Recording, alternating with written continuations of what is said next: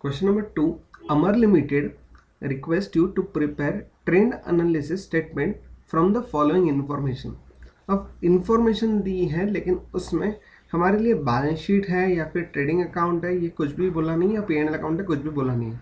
Given information पे से हमें आइडेंटिफाई करना है कि इसमें कौन कौन से आइटम्स हैं और वो किस स्टेटमेंट के अंडर क्लासीफाई हो सकते हैं.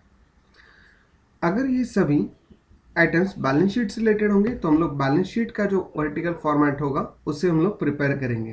प्रिपेयर करने का तरीका, ट्रेंड एनालिसिस में इनकम स्टेटमेंट हो या फिर बैलेंस शीट हो, हमें vertically particulars, amount for given years and trend percentage for given years के लिए कॉलम प्रिपेयर करने होते हैं. आज का सम ये बैलेंस शीट से रिलेटेड है, इसलिए हम लोगों ने यहाँ पे टाइटल में भी दे के रखा है trend analysis of balance sheet of Amar limited. अब आपने एक के बाद एक बताना है कि इक्विटी शेयर कैपिटल हो, प्रॉफिट एंड लॉस अकाउंट हो, क्रेडिटर्स हो, ये सभी जो इन्फॉर्मेशन दी हुई है, ये स्कैटर्ड इन्फॉर्मेशन अगर हम लोगों को बैलेंस शीट में पुटअप करनी हो तो बैलेंस शीट के लिए हमें मेन फॉर्मेट लगेगा. तो जो फॉर्मेट हम लोगों ने थोड़ी देर पहले डिस्कस किया था उसी फॉर्मेट को यहाँ पर पहले लिख देंगे और जहाँ जहाँ लगेगा वहाँ वहाँ जगह छोड़ देंगे. राइट, तो चलो स्टार्ट करते हैं. सबसे पहली लाइन पर हमारे लिए आते हैं सोर्सेस ऑफ फंड्स. अगर हम लोग कैपिटल ए में उसे डिनोट करें तो आएगा ए, सोर्सेस ऑफ फंड्स.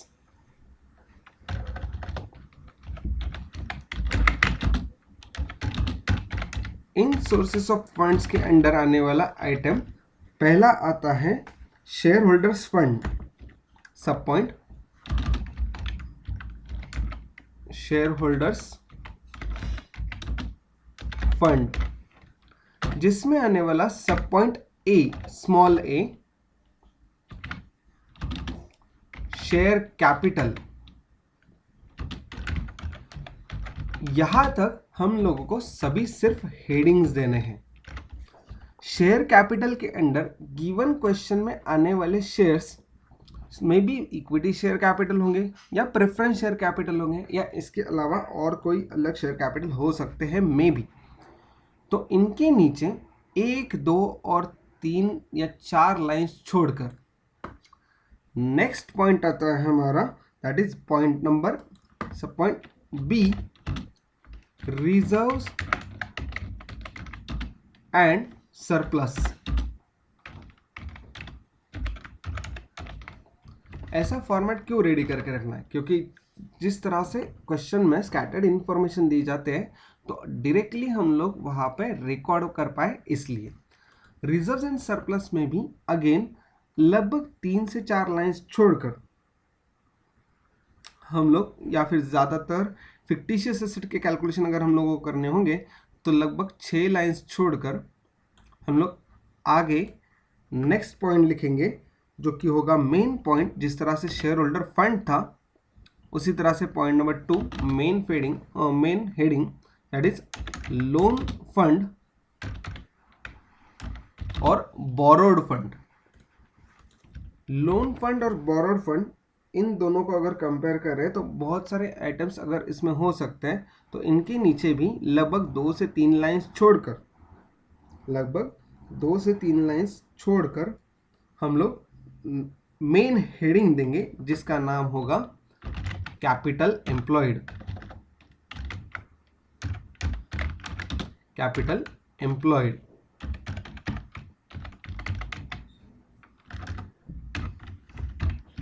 ये मेन हेडिंग कहाँ से मिला?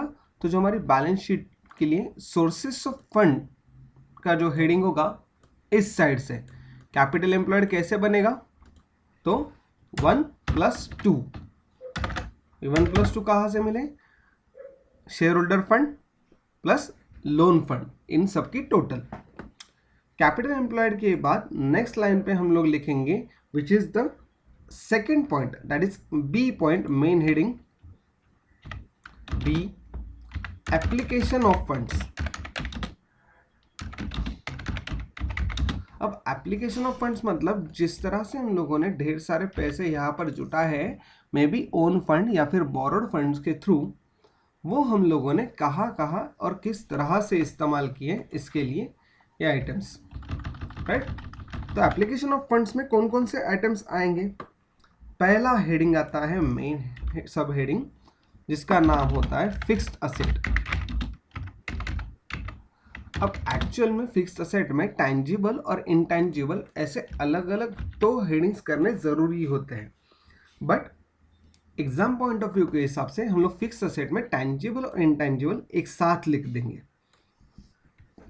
फिक्स्ड असेट के लिए अगर हम लोग लगभग जितनी भी सारी फिक्स्ड असेट होंगी उन सभी के लिए डेप्रिसिएशन वगैरह कैलकुलेशन करके छोड़ के लगभग 3 लाइंस छोड़ देंगे, 3 से 4 लाइंस छोड़कर सेकेंड मेन हेडिंग देंगे, दैट इज होगा इन्वेस्टमेंट।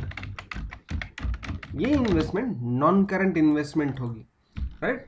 इसके ऊपर total fixed asset, total fixed asset जो इन सभी फिक्स्ड असेट की हमारी टोटल होगी वो हम लोग कैलकुलेट करेंगे। सेम उसी तरह से यहाँ पर जो लोन फंड था, तो लोन फंड के लिए भी हम लोग टोटल लोन फंड कैलकुलेट करेंगे, टोटल लोन फंड।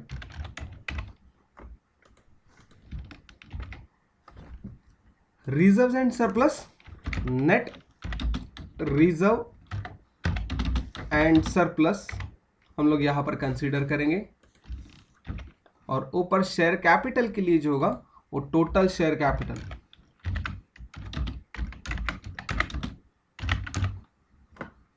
भी हम लोग यहां पर कैलकुलेट करके रख देंगे।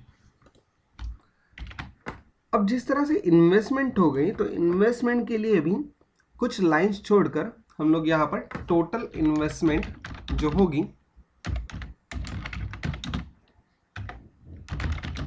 वो रिकॉर्ड करेंगे। इन्वेस्टमेंट के बाद आता है main heading, that is number 3, जो हमारा एप्लीकेशन ऑफ फंड्स में से 1, 2 और 3 में से तीसरा, दैट इज वर्किंग कैपिटल। अब ये वर्किंग कैपिटल कहाँ से मिलेगा, किस तरह से मिलेगा? इनके लिए current assets minus current liabilities. तो 3 में आने वाला सब पॉइंट ए current assets,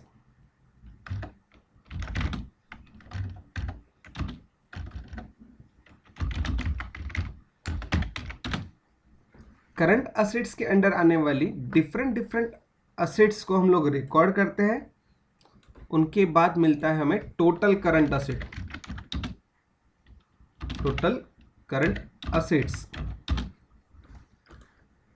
total current asset के बाद सब पॉइंट आएगा point number B, that is current liability.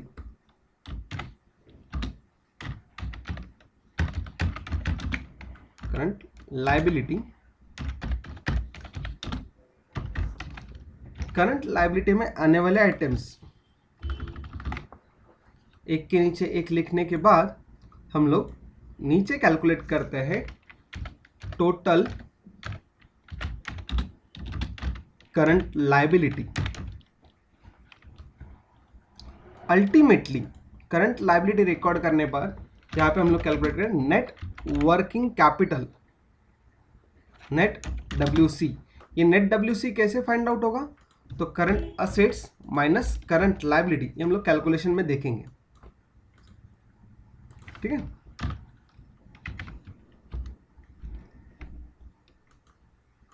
इसके बाद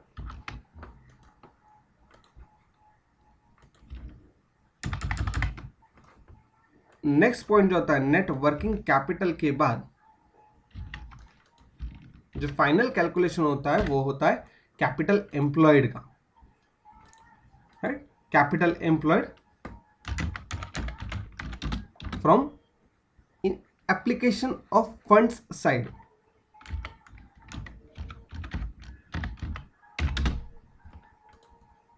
ये अमाउंट जो मिलेगी वो हमारी इक्वल होगी capital employed calculated from the liability side और of sources of fund side. इसे कैलकुलेट करने के लिए जो फॉर्मूला होगा वो amount 1 + 2 + 3 from the application side. इस तरह से मेन हेडिंग्स के साथ हम लोगों को फॉर्मेट प्रिपेयर करके रखना होता है। क्यों? एग्जाम में टाइम बचाने के लिए और साथ ही साथ में प्रैक्टिस के लिए। फॉर्मेट एक बार फिर से, sources of fund, share holder fund, share capital, share capital की टोटल शेयर कैपिटल मिलेगी, रिजर्व्स एंड सरप्लस जिसमें से फिक्टिशियस असेट्स माइनस किए जाएंगे, हमें मिलेगा नेट रिजर्व्स एंड सरप्लस। उसके बाद आएंगे लोन फंड्स, जो हमारी पहली और दूसरी total own fund plus loan fund हम लोगों के लिए मिलेंगी value for the capital employed. अब ओन फंड कैसे मिलेंगे? ओन फंड मतलब क्या होता है? तो ओन फंड मतलब share holder fund plus reserves and surplus, right. Next इसके बाद कैपिटल एम्प्लॉयड आने के बाद एप्लीकेशन ऑफ फंड्स, जिसमें फिक्स असेट, इन्वेस्टमेंट और वर्किंग कैपिटल। वर्किंग कैपिटल में आने वाले करंट असेट्स और करंट लायबिलिटी, इन सभी का difference that is net working capital. Okay, यहां पर मैं नेट वर्किंग कैपिटल के लिए लिख के रखता हूं स्मॉल ए माइनस स्मॉल बी। चलो तो क्वेश्चन सॉल्व करते हैं। गिवन क्वेश्चन में से जो जो आइटम हमें यहां पर दिखाई देगा और जितने उनकी अमाउंट्स दिखाई देगी, उन सभी को हम लोग पहले इस फॉर्मेट में पुटअप करते चले जाएंगे। उसके बाद हम लोग परसेंटेज कैलकुलेट करेंगे। पहला item, equity share capital of ₹10 each. Share holders fund में आने वाले शेयर कैपिटल के नीचे इक्विटी शेयर कैपिटल 2016 के लिए है 1 lakh, then 1,40,000 and 1,70,000। Then profit and loss account balance. अब profit and loss account balance यहाँ पर डेबिट है या क्रेडिट है, इस तरह का कोई भी बैलेंस दिया नहीं है। हम लोग इसे क्रेडिट बैलेंस कंसीडर करते हैं। अब अगर ये क्रेडिट बैलेंस है तो अल्टीमेटली हम लोग इसे रिजर्व्स एंड सरप्लस के अंडर रिकॉर्ड करेंगे, that is P&L account balance. P&L balance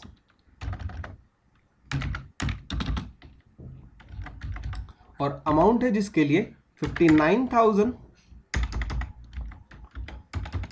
2 lakh and 1,50,000, sorry कितना, 1,50,000 रेस्पेक्टिव ईयर्स में अमाउंट लिख दी। नेक्स्ट आते हैं क्रेडिटर्स पे। क्रेडिटर्स हमारी करंट लायबिलिटी होती है। Current liability application of funds के अंडर आने वाले वर्किंग कैपिटल के कैलकुलेशन में यहां पर हम लोगों ने लिखी है। तो करंट लायबिलिटी के लिए, सॉरी करंट लायबिलिटी के under creditors,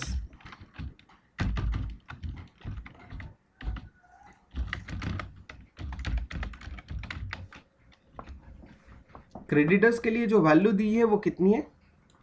75,000, 1 lakh and dash. Respective years के लिए रेस्पेक्टिव अमाउंट कॉलम में 75,000, 1 lakh and dash. 75,000 and 1 lakh, यहां पर डैश। नेक्स्ट आइटम जो है हमारा which is related to the general reserve, again the reserve item which will be considered in the reserves and surplus. General reserve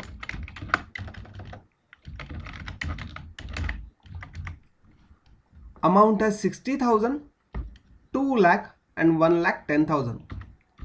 60,000, 2 lakh, 1,10,000। इन सभी की items के बाद नेक्स्ट आता है bills receivable, asset related item, current assets related item. So bills receivable will be recorded under the heading of current assets. Bills receivable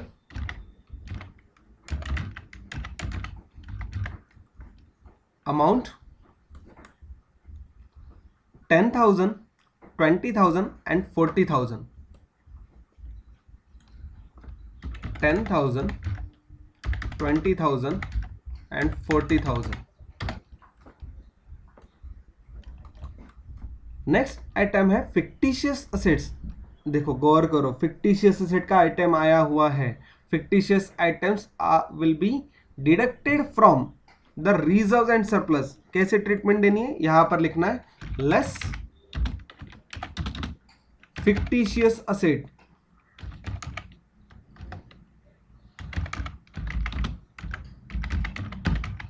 जिनके लिए amount है 20,000 and 32,000, ये डिडक्ट करनी है. Minus 20,000 minus 32,000. Trade investments. अब ये ट्रेड है, non trade है, तो ट्रेड इन्वेस्टमेंट्स मतलब कौन सी इन्वेस्टमेंट्स होंगी, तो ये हमारे लिए एक्चुअल में किस तरह की इन्वेस्टमेंट ट्रीट की जाएगी. चलो आप लोग बताओ. जो इन्वेस्टमेंट्स होंगी, तो इन ट्रेड इन्वेस्टमेंट्स को मतलब हमारी जो नॉर्मल इन्वेस्टमेंट्स होती है, वो नॉर्मल इन्वेस्टमेंट्स को हम लोग जो लॉन्ग टर्म हो या शॉर्ट टर्म हो, बैलेंस शीट में रिकॉर्ड करते वक्त उसे हम लोग इन्वेस्टमेंट के हेडिंग के अंडर रिकॉर्ड करते हैं as a long term investment and short term investments. तो इन इन्वेस्टमेंट्स को हम लोग यहाँ पर रिकॉर्ड करेंगे. तो गिवन क्वेश्चन में ट्रेड इन्वेस्टमेंट जो दी है, पहले के लिए nil, then 2 lakh and 1 lakh rupees. Investment के कॉलम में ट्रेड इन्वेस्टमेंट पहले के लिए nil, then 2 lakh and then 1 lakh. आगे आते हैं 10% preference share capital. Share capital से related item. 10% preference capital, preference share capital. Amount है 50,000, 1 लाख एंड 2 लाख.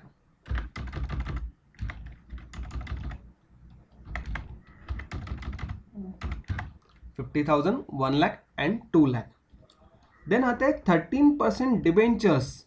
डिबेंचर्स हमारे लोन फंड होते हैं, बोरोड फंड्स होते हैं, इसलिए लोन फंड के अंडर यहां रिकॉर्ड करेंगे हम उसे 13% डिबेंचर्स. अमाउंट पहले के लिए नील, 2017 के लिए 1,20,000 रुपीज, 2018 के लिए अमाउंट है 1 लाख रुपीज. डिबेंचर्स के बाद आते हैं building, which is related to the assets, fix asset. 16, 17 और 18 के लिए respective amounts 1 lakh, 2,50,000 and 4 lakh. Fix asset में building 1 lakh, 2,50,000 and 4 lakh. Building के नीचे नेक्स्ट आइटम है plant and machinery. 64,000, 1,50,000 and 2,30,000. Machinery या फिर प्लांट एंड मशीनरी.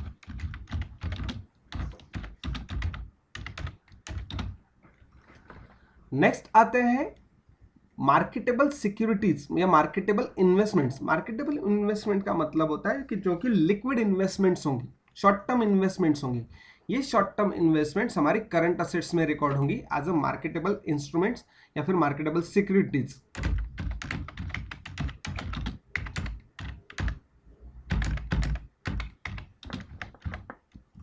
और मार्केटेबल सिक्योरिटीज के लिए अमाउंट दी है इन्वेस्टमेंट्स के लिए 50,000 एंड 60,000. 50,000 for and 60,000. नेक्स्ट के लिए डैश. अगला क्या क्वेश्चन है, which is debtors 25, 30 and 50. Again the current asset item. Debtors amount है 25, 30 एंड 50,000।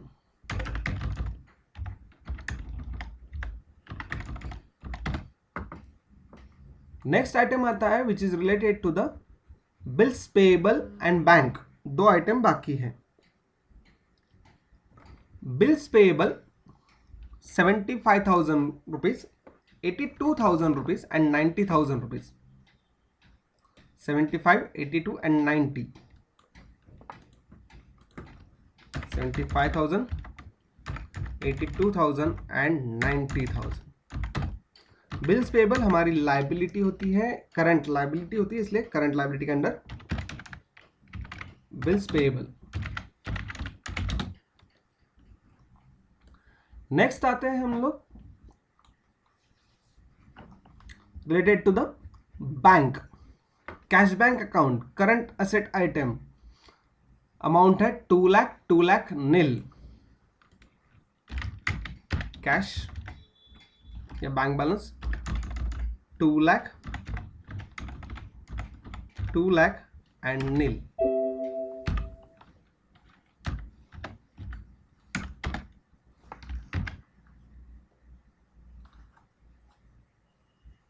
डन। सभी आइटम्स हम लोगों ने रिकॉर्ड कर दिए। अब आगे चल के हम लोगों को क्या करना है? सबसे पहले एडजस्टमेंट तो कोई है नहीं, तो इसलिए जो गिवन इंफॉर्मेशन है उस गिवन इंफॉर्मेशन के बेसिस पे हम लोगों को ये जो अलग अलग हेडिंग्स थे हमारे, इन हेडिंग्स को फाइनलाइज करना है। कब? पहले इन परसेंटेज को कैलकुलेट करने से पहले। ठीक है, शुरुआत से शुरू करते हैं। Share holder fund, equity share capital और प्रेफरेंस शेयर कैपिटल, इन दोनों को मिला के बनेगा टोटल शेयर कैपिटल। हाँ बोलो। 1,50,000। राइट, 1,50,000। इनके लिए 1,50,000। वही दूसरे के लिए 2,40,000 एंड 3,70,000। Simple addition. ठीक है, शेयर कैपिटल कौन कौन से? तो जो हमारे equity and preference share capital है उन दोनों की टोटल, ये आ गई हमारे लिए 0.1 की टोटल। राइट, यहां पर हम लोग लिख देते 0.1। दूसरा, reserve and surplus, general reserve less fictitious assets, हमें मिलेंगी net reserve and surplus 59, 60 minus 20, 99,000।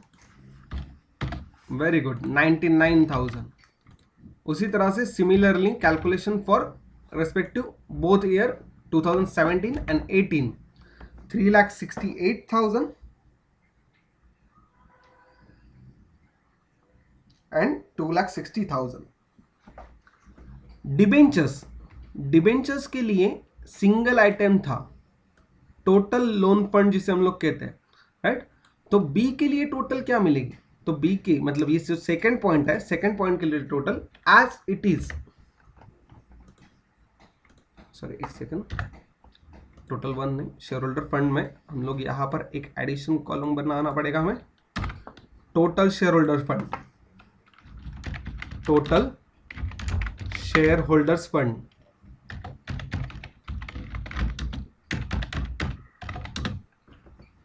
Total share holder fund कहां से मिलेगा? तो ये होगा हमारा A total share capital plus B जो हमारा है नेट रिजर्व एंड सरप्लस, इन दोनों को मिला के टोटल बनेगी A plus B total share holder fund. अल्टर कर प्लस 2,49,000 और यही सेम वैल्यूज बाकी दोनों के लिए भी। कंफर्म करो। 6,08,000 एंड 6,30,000। क्या किया हम लोगों ने? Total share holder fund calculate करने के लिए total share capital plus net reserves and surplus, ऊपर के आइटम्स। राइट, हमें यहाँ पर वैल्यू मिली। नेक्स्ट आते हैं लोन फंड के लिए। Loan fund as it is दिया हुआ है, राइट, इसमें कुछ भी चेंज नहीं है, तो एज इट इज हम लोग यहाँ पर लिख सकते हैं, या फिर जो टोटल हम लोगों को करनी होती है वो टोटल लोन फंड्स की हमें यहाँ पर लिखनी होती है। पहले के लिए आ गया डैश, बाकी सबके लिए आ गए 1,20,000 and 1 lakh rupees as it is, no change. Next आते हैं हम लोग कैपिटल एम्प्लॉयड के लिए। कैपिटल एम्प्लॉयड किस तरह से कैलकुलेट करना है, तो 1 + 2।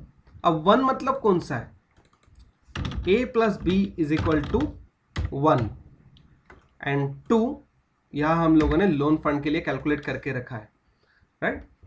तो total share holder fund plus loan fund will give us the capital employed. Once again listen, total share holder fund plus total loan fund = capital employed. Respective years के लिए calculation confirm करो, 7,28,000 and 7,30,000 capital employed की amounts confirm करो everyone.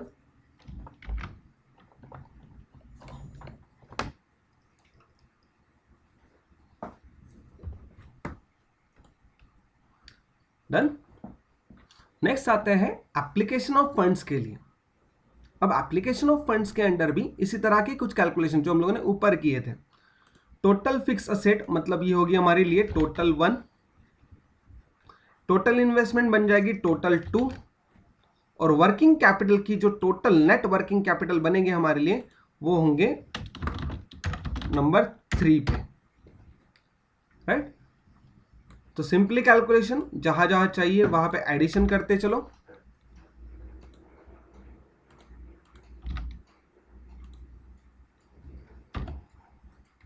Total assets जो है वो हमारी है 164, 4 लाख एंड 6,30,000। उसमें इन्वेस्टमेंट के लिए भी टोटल हम लोगों को सिमिलर तरीके से करनी है, राइट। तो इन्वेस्टमेंट के लिए भी जिस तरह से हम लोगों ने डिबेंचर्स का ट्रीटमेंट दिया था सेम उसी तरह से ट्रीटमेंट इन्वेस्टमेंट के लिए भी हम लोग देंगे यहां पर।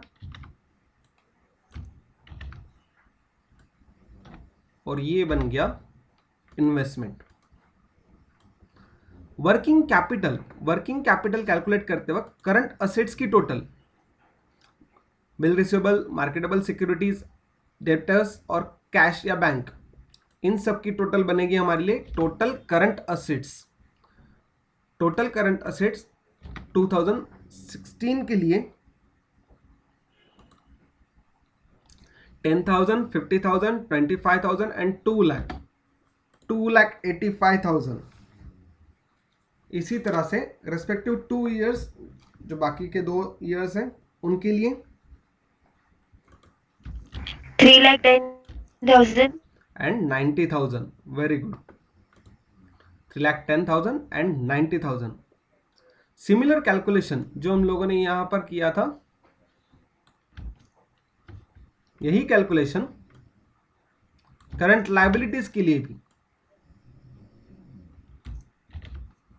1,50,000, 1,82,000 एंड 90,000 जो हमारी करंट लायबिलिटीज होंगी उन सब की टोटल। नेट वर्किंग कैपिटल कैसे फाइंड आउट करना है, ए माइनस बी। ए क्या है, टोटल करंट असेट्स, 1,35,000 बी क्या है, total current liability. That's why total current assets minus total current liability 1,35,000, right. बाकी रेस्पेक्टिव ईयर्स के लिए 1,28,000 1,28,000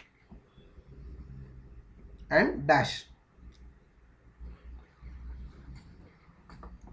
Final answer which is related to the capital employed from the asset side.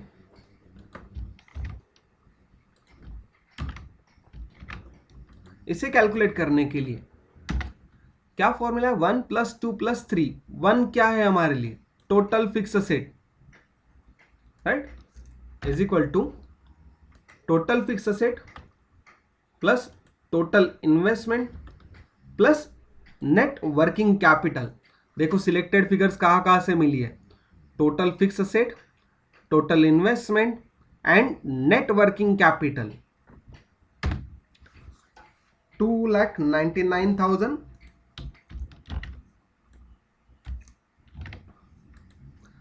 7,28,000 and 7,30,000।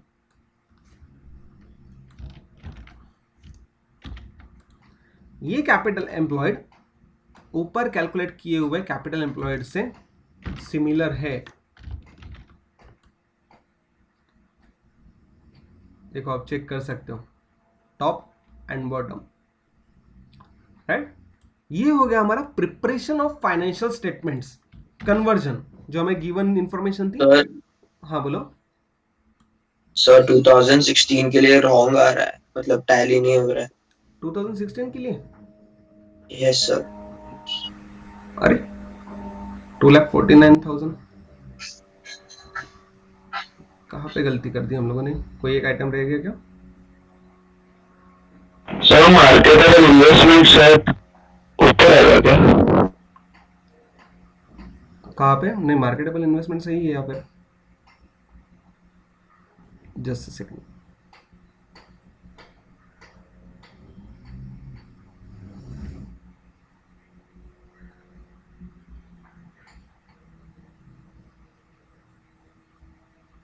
Amounts confirm कर लेते हैं।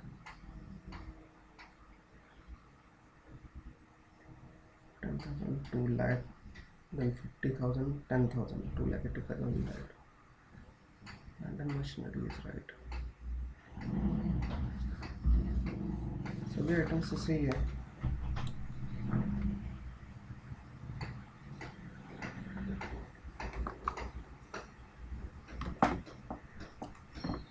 शायद question में कहीं पर प्रिंटिंग मिस्टेक होगी, एक बार चेक कर लेते हैं। 2016 के लिए is equal to 1 lakh plus 59,000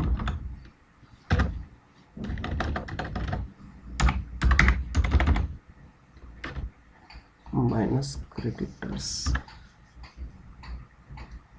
75,000, then general reserve plus 60,000, then bills receivable plus 10,000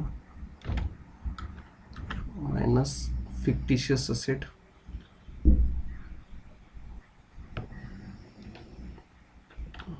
20,000 plus preferential capital 50,000।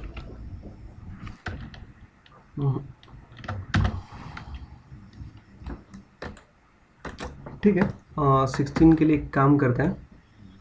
जो हमारी वैल्यूज़ है वो सब तो सही है। मार्केटेबल सिक्योरिटीज़ जो है, इन मार्केटेबल सिक्योरिटीज़ की जगह पे जो हमारा 50,000 का कितना 40,000 का 50,000 का डिफरेंस आ रहा है ना।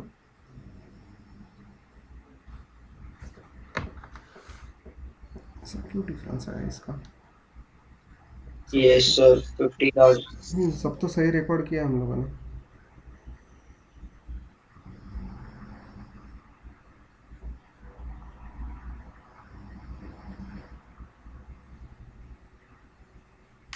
कोई एक असेट या लायबिलिटी की वैल्यू में कम या ज़्यादा करनी पड़ेगी।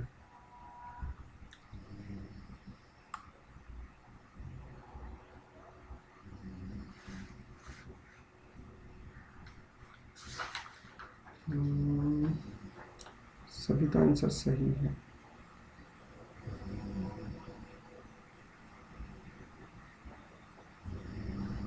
ठीक है, काम करते हैं हम लोग। जो इन्वेस्टमेंट है, सॉरी इन्वेस्टमेंट नहीं, कहाँ गया? यहाँ पे लायबिलिटी साइड में शेयर्स में यहाँ पर 1 लाख कर देते हैं।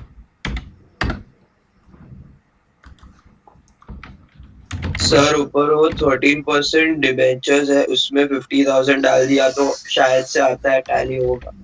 हाँ मैं वही कर रहा था, लेकिन मैंने प्रेफरेंस शेयर कैपिटल को बढ़ा दिया था।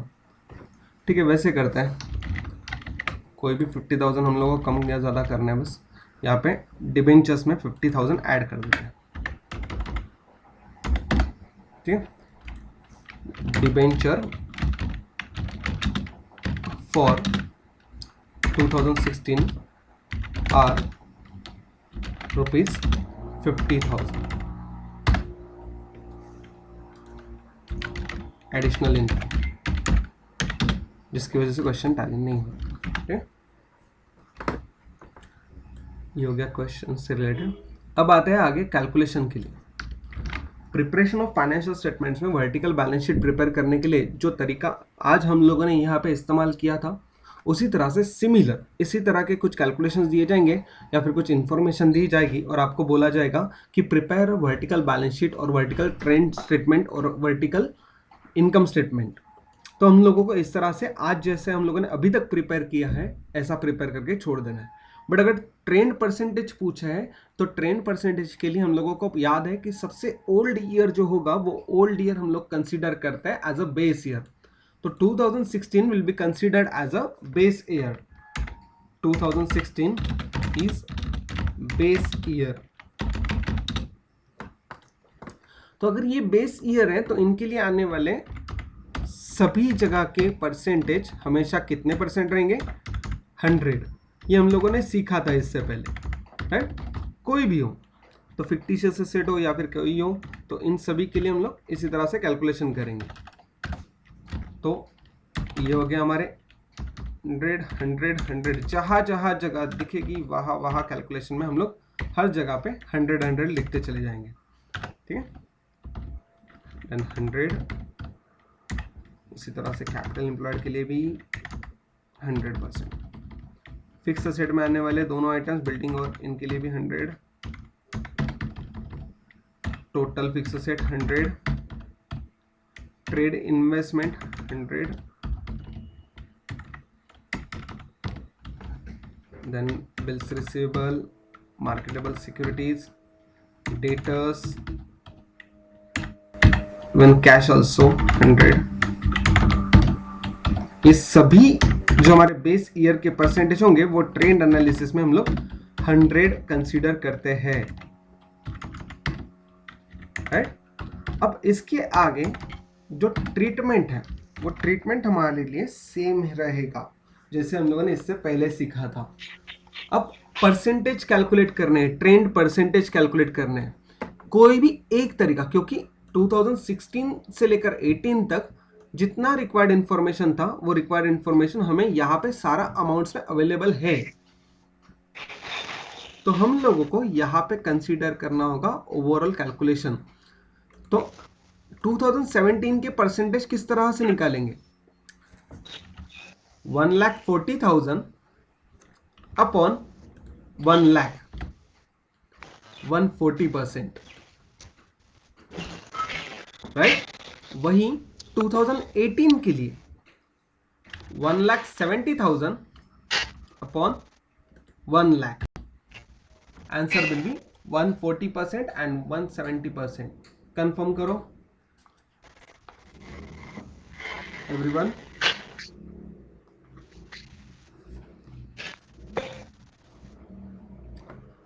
राइट? जो कैलकुलेशन हम लोगों ने यहां पे किया वही सिमिलर कैलकुलेशन हर एक लेवल पे कैलकुलेट करते चलना है। सिमिलरली उसी तरह से 2017 की अमाउंट 1 लाख अपॉन 50,000, 200%। 200. सिमिलरली 2018 के लिए N10 200. 50,000, 400। Very good. उसी तरह से कैलकुलेशन टोटल शेयर कैपिटल के लिए भी करना है, इज इक्वल टू 240 अपॉन 150, 160%।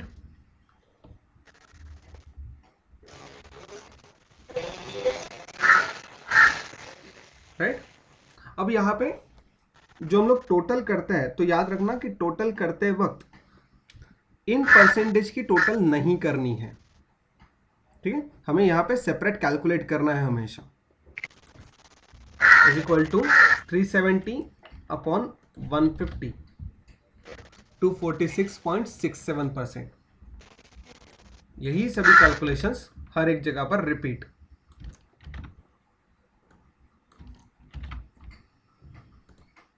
यहाँ पे क्यों नहीं आएगा? यहाँ पे 0 से डिवाइड करना पड़ रहा है हमें, या 0 को हम लोग डिवाइड करने वाले हैं। तो ये अल्टीमेटली अगर नील हो रहा है तो ये हमारे लिए कितना परसेंट होगा? देखो यहाँ पे वैल्यू डिफरेंट आई 0 दिखा रहा है, तो ये 0% है। क्यों 0% है? क्योंकि 2018 के लिए फिक्टिशियस एसेट के लिए कोई वैल्यू थी ही नहीं।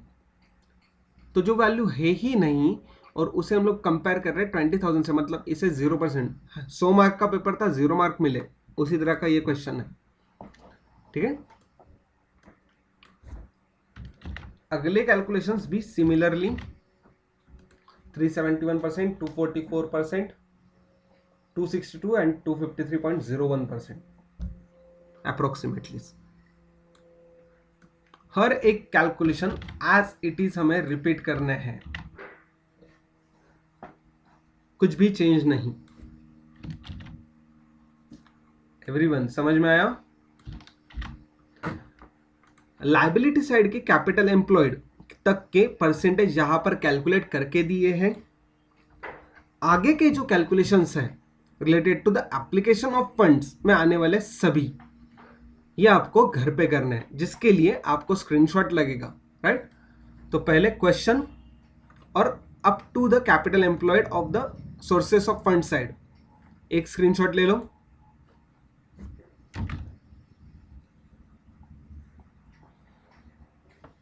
सर अगर बेस ईयर नील हुआ तो क्या करना होगा? आप बताओ क्या करना होगा? 0 ले लेंगे क्या? क्यों 0 लेंगे? सर बाकी सब का जो अमाउंट रहेगा वही परसेंटेज होगा ना? नहीं, हम हाँ सॉरी हाँ।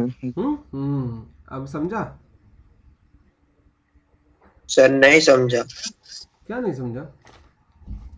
मतलब अगर वो 0 है तो वो डायरेक्टली उतने अमाउंट से बढ़ गया, वैसा करेंगे ना? राइट, उतने अमाउंट से, मतलब 0 से लेकर अचानक से बढ़ गया, तो 0 के कंपैरिजन में वो कितना परसेंट है? जितनी अमाउंट से बढ़ा। सर हमको लेके बताओ ना।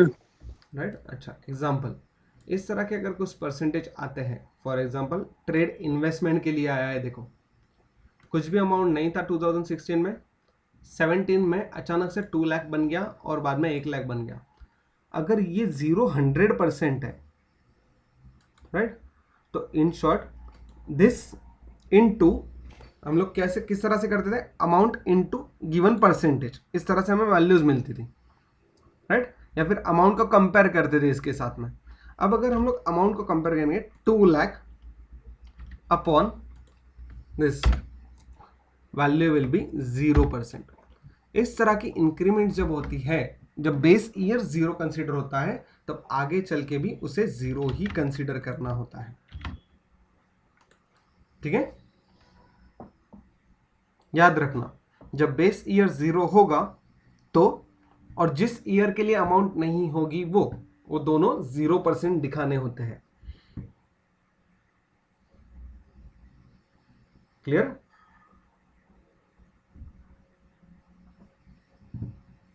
वैसे अगर इन प्रैक्टिकली सोचा जाए तो ये इंफॉर्मेशन कितनी बढ़ेगी? डायरेक्टली 2 लाख% या फिर 1 लाख% से इजाफा, राइट?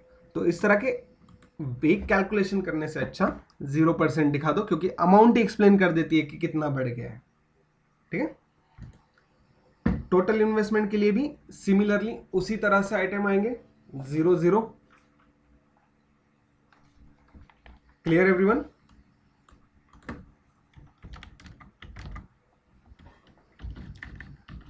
अगर आपको चाहिए होगा तो ये स्क्रीनशॉट लिया आप लोगों ने ऊपर का, एवरीवन? सर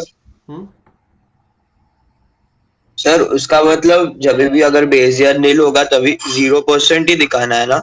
0% ही दिखाना है, जैसे हम लोगों ने अभी दिखाया। एक काम करो, यहाँ पर स्क्रीनशॉट निकालो, मैं सॉल्व करके नीचे का भी आपको आंसर कैलकुलेट करके दिखा देता हूँ बाकी सबका। Done with the screenshot? Sir. Okay, application of funds. Application of funds में आने वाले फिक्स एसेट से लेकर आगे के कैलकुलेशंस, इनके लिए भी सिमिलर कैलकुलेशंस होंगे, which is related to the 2015 की अमाउंट अपॉन, सॉरी 17 की अमाउंट अपॉन 18 की अमाउंट, 250%, और यहाँ पर कैलकुलेशन होगा 4 lakh upon 1 lakh, 400%. Calculation repeat for all these,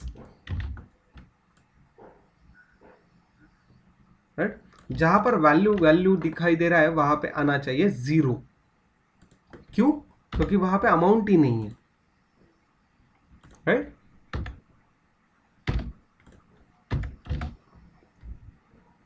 %, क्योंकि 2 लाख का डायरेक्टली वैल्यू हो रहा है 0, तो 0% इंक्रीमेंट या 0% ट्रेंड हम लोग वहां पे कंसिडर कर सकते हैं. वही कैलकुलेशंस टोटल्स के लिए भी, 4 लाख अपॉन 1,64,000 एंड 6,30,000 अपॉन 1,64,000. यही सब कैलकुलेशंस करंट असेट के लिए भी,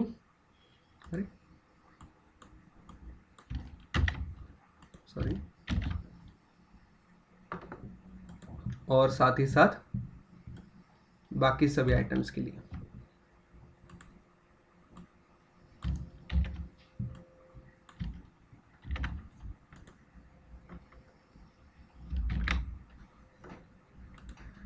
Clear everyone?